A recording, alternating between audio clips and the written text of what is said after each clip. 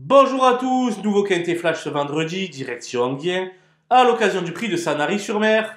16 trotteurs âgés de 7 à 11 ans vont s'affronter des parts lancées sur la distance de 2150 mètres, un lot de qualité très moyenne, dans lequel il faut privilégier la ligne du 8 février.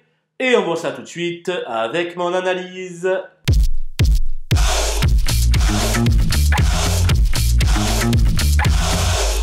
Les bases avec le 15 Udo Duruel qui vient d'améliorer son record personnel sur la cendrée de Vincennes. Même s'il doit s'élancer en seconde ligne derrière l'autostart, il aura des ambitions pour la victoire.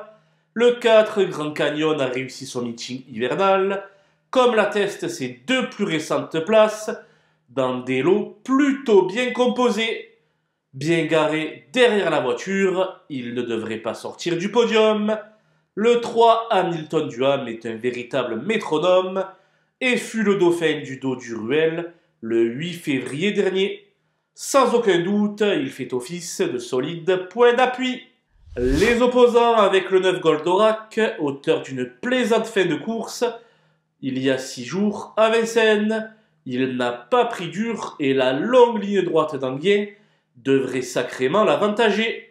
Le 10, Goldwyn Ducos a eu le temps de recharger ses accus et ne sera pas plus mal en partant de la deuxième ligne.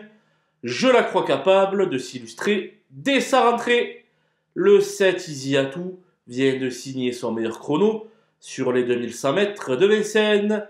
Il revient en forme et pourrait une nouvelle fois s'emparer d'une place.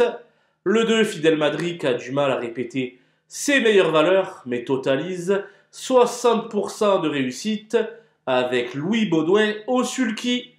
De plus, la qualité de son engagement incite à la prudence. Mon coup de poker sera le numéro 11 Isa du Margas, une jument qui possède la pointure, mais dont le mentor a fait l'impasse sur la seconde partie du meeting d'hiver. Toutefois, si elle parvient à prendre les bonnes roues, c'est loin d'être un interdit pour la 5e place. Les outsiders avec le 12 habit de soirée, qui vient d'être malchanceux lors de sa dernière tentative à Vincennes. Franck Nivard, qui le connaît sur le bout des sabots, va tenter de lui faire passer le poteau en bonne position. À l'instar d'habit de soirée, j'aurais pu glisser le 6 Fortuna dans la sélection, car elle a certainement du travail derrière elle. Pour sa reprise de contact, elle a son mot à dire pour les places. Le 16 Garnement Bleu vaut beaucoup mieux que ne l'indique sa récente musique. Il est capable de causer une belle surprise à une cote intéressante qui plus est. L'As extra du Châtelet est souvent sujet à des pauses au cours de sa carrière, ce qui joue sur sa régularité. Pour autant, ce rejeton de Niki pourrait s'emparer d'une petite allocation. Quant aux deux chenus, le 8 Falcao et le 14 Gershwin, l'ensemble de leurs dernières performances n'incite guère à l'optimisme. Cela devient très compliqué pour le 5 Art of Gold. Malgré son engagement sur mesure, je l'ai écarté ainsi que le 13 Flambeur du Dijon, qui restera chaussé. Voilà, nous avons passé en revue les 16 partants de ce prix de Sanary-sur-Mer. Je vous laisse avec ma sélection et mes conseils de jeu. Bonjour à tous!